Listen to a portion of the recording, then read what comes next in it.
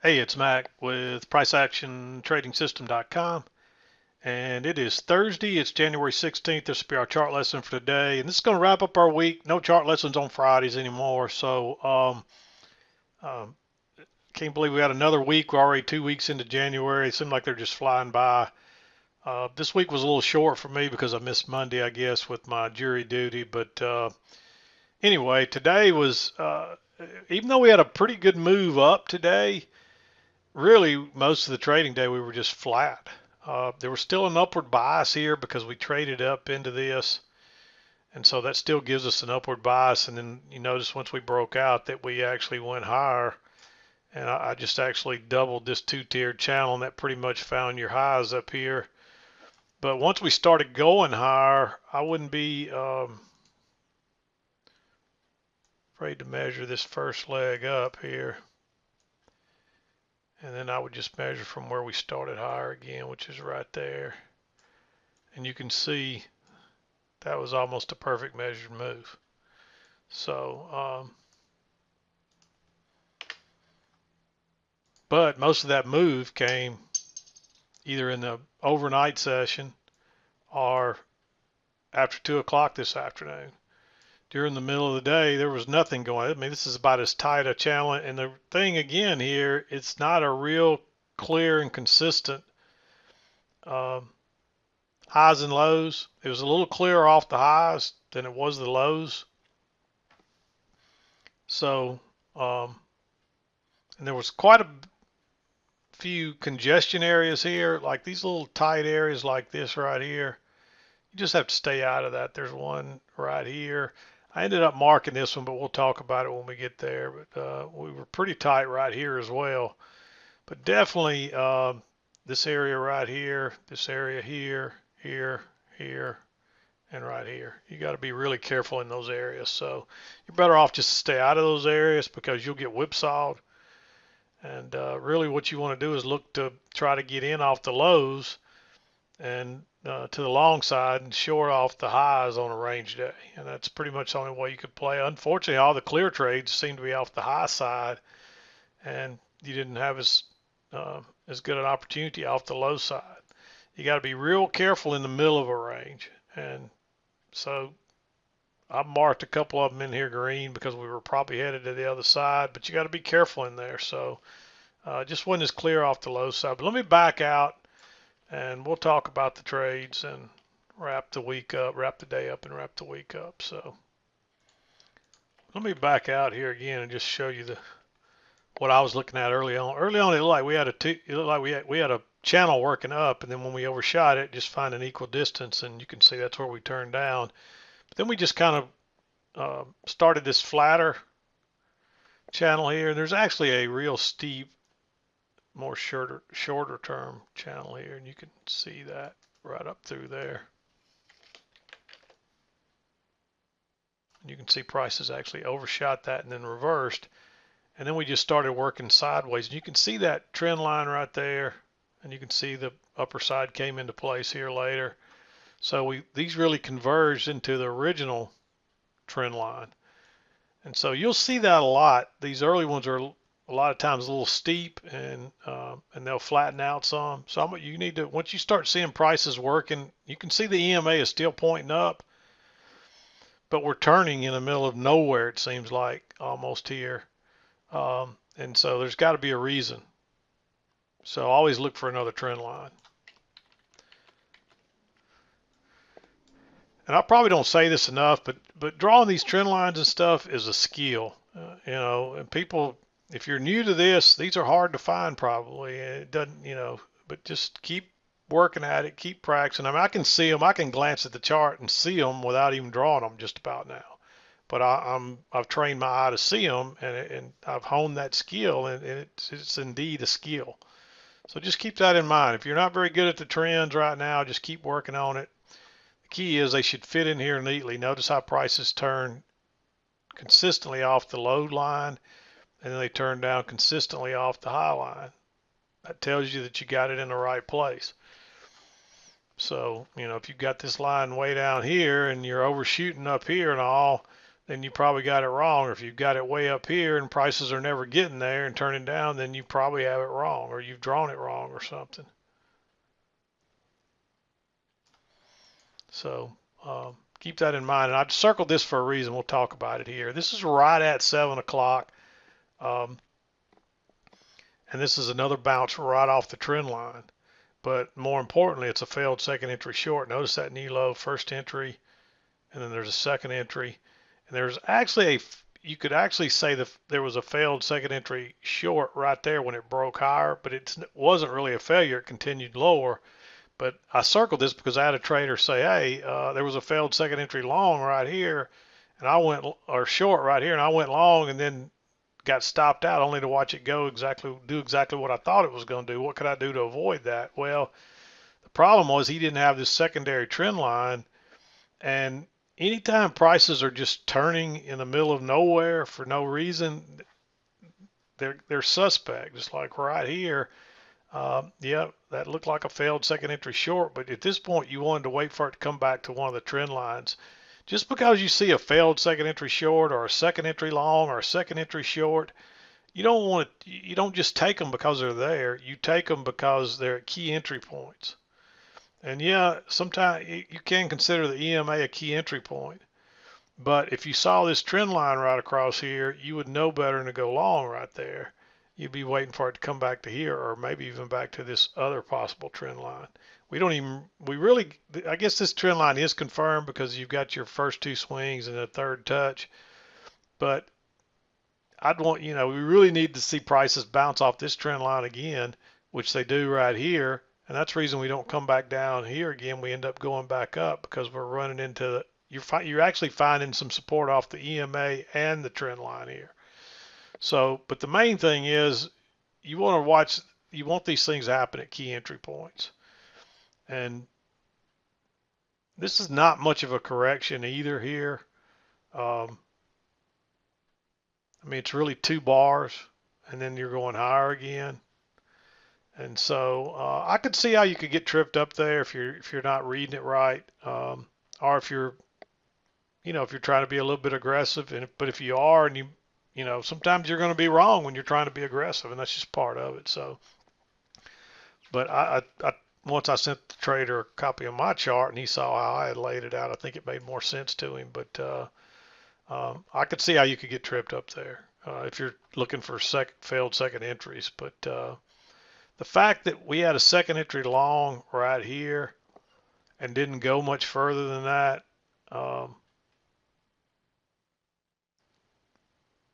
leads it to be suspect to the upper side. There's some reason we keep turning down up here. And so, and there's some reason we're turning back up right in here, other than the EMA, because we got through the EMA here, right here, and we still turned, even right here, we didn't close really below it, but we still got through it. And so that should make a light go off and say, hey, something's not right here. I better wait and just see what happens. And so then you get this second entry long. Even that takes a while to go because we're just more going sideways at this is an uptrend, but it's a very weak one. So you got to be careful here. And then we come back right here. We finally get back to the trend line. And notice that you came off the trend line. You try to go short once, twice. So that's like a failed second entry short. And this is at the key entry point where you got the EMA and a trend line all in one spot. And you can tell that trend line's holding. Look how many times, and we can't close below it. There's no doubt that trend line's right there. The entry is actually one tick above this bar, but your stop still has to go down here. Wouldn't have mattered. You would have been out of it regardless, but that's the way you have to play that. And if this wasn't off this main trend line right here, I would probably skip this trade because this is really congestive. And you might skip this one anyway. This one's close to, you could almost argue for it to be green just because it's so congestive there. But the fact that it's finding support off that trend line again and the EMA there with it, I kind of like that trade.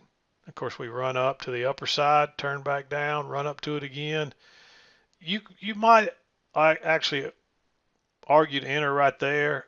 one more tick higher, that would have been a perfect doji.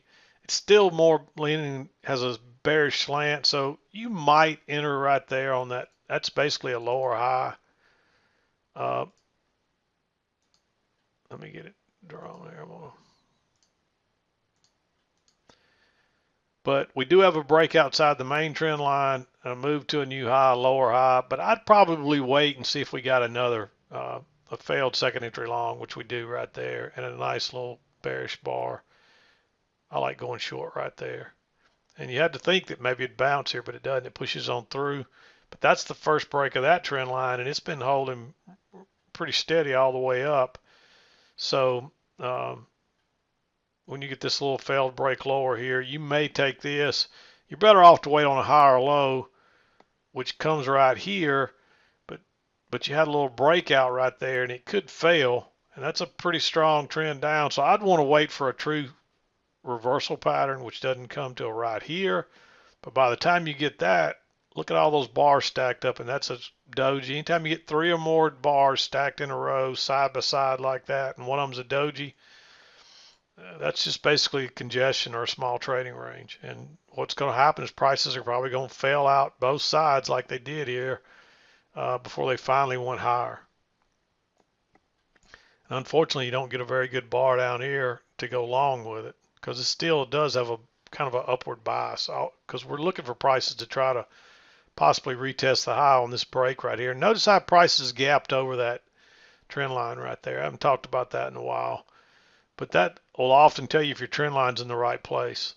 Notice how there's no overlap between those bars. It closed on, it's just like their prices will skip over those things. I don't know why it does that, but I see that over and over and over, so I know there's some validity to it. When I tell you that that tells you your trend line's probably in the right place, trust me on that one, because I see it over and over. So again, this one's very tempting here, but when you see all that overlap, just sit tight, and you see how it fails out the top, fails out the bottom. It doesn't really give you a good signal bar to get in it. Of course, it does run up here, and then it gives you a second entry short and 3-bar matching high. But notice what I did. You actually were in a little range here, and I just measured the distance of that one and moved it up here, and that would have given you a nice target. And notice how we moved up there. We went a little higher, but notice how we didn't close anything above that. That tells you that's probably going to hold as resistance, at least short term. And so I like trying to ride that one back. And of course, it shoots down pretty quickly, and that was probably one of the better trades we've had so far. These last 2 shorts were pretty good trades. And then this one is tempting as well. You could look at that as a multi-test, and that's a nice bullish bar. There's still a little room back to the EMA, but that's a really strong trend line working down through there, and we haven't even attempted to close outside of it yet till here. So I'd wait on a higher low, which doesn't come till right here, and then you're right back into the middle of the range. So it's a little more suspect. So I'm a little less interested in that one, but that's your higher low right there, and you're expecting prices to go back to the upper side, and we do have a little bit of an upward bias, so you may take that trade. Notice there's a failed second entry short right there, and if you'd have taken it, I don't think it would have. Now you might have gotten out of that one, but you can't go long right into that resistance. So now you're looking for shorts up here, and you actually get a higher low right there, and this trend line was coming right up through here like so. So you really could have taken that one as well right there. I didn't mark it because it's an inside bar, but that's such a big bar, and this is definitely a lower high and a nice bearish bar. So you could argue to take that one. It should at least be green. I was just afraid we'd make another attempt at a retest of the high, which we did, but it fails and gives you a failed second entry long. And then that's the safer place to probably enter right there. And again, you just got congestion in the center of the range. Just stay out of that. There's no way to really know which way it's going to go. Runs back up and gives you another lower high with a fairly bearish bar right off the original resistance right there. So there's you a good chance. And that's a second entry short. Notice that low, first entry, second entry. Runs down here. There's a second entry long right here. I did not mark this one. It should at least be green. And you really could, I mean, this one you could almost argue for it to be red, because notice how we've tested that lower section multiple times. And that's a relatively bullish bar, and it is a second entry. And we do notice this trend line, we came down, we got the closeout side and new high, but you still need to probably play your short-term trend line here, and I didn't have it on there, but that's what gives me a little concern right there, just like right here. You'll probably get a higher low, which you do right here, but by that time you got all this congestion and not a very good setup. Then you get your reversal right here, but again, it's right in the middle, but you still may want to risk that one because we're probably going back up to the upper side. Off it goes, and then I talked about these earlier. You just kind of get into all this congestion. That's really tempting to go long, but look what you're going long into. You actually could have moved this up by this time to right there, but even there, you don't really have enough room to get out. And then you kind of move up here and you get in another congestion area. Then you come back down and you actually get a second entry long with a fairly bullish bar right here. But again, you're right into that resistance, and it's very choppy across there, congestive like. But there is a second entry, and you may look at this like a breakout pullback long if you want to be a little aggressive, because eventually we're probably going to break on through here. I mean, notice how we just couldn't get any lower right there. I don't have my line on here, but you can see that support across there. Oops. And there it goes. And then you get two legs back to the original trend line, and you get a higher low right here with a bullish bar. I like going long right there. This is after 2 o'clock, but it's right into the 2 o'clock hour, so I'd still be okay with that one. And it's at the key entry point. And you could look at it as a failure out of that little range right there, and the bias is still to the upside. So there's a few trades in here today, even though we really didn't get a lot of good movement here. It's mostly sideways. So most of the movement came either in the overnight session or after 2 o'clock.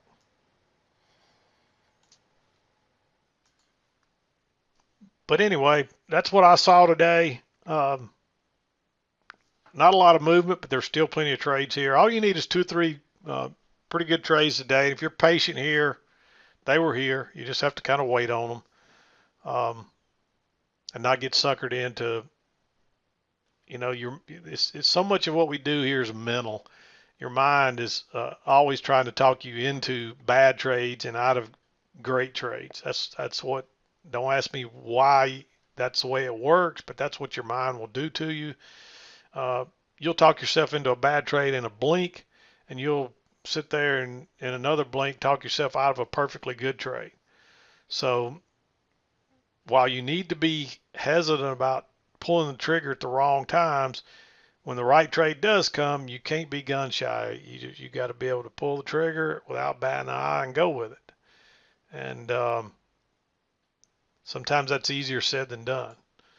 So anyway, I'm going to wrap it up. I'm going to wrap up the week. We'll be back again next week to start again. I'm done for today. This is Mac with PriceActionTradingSystem.com, and we'll see you next time.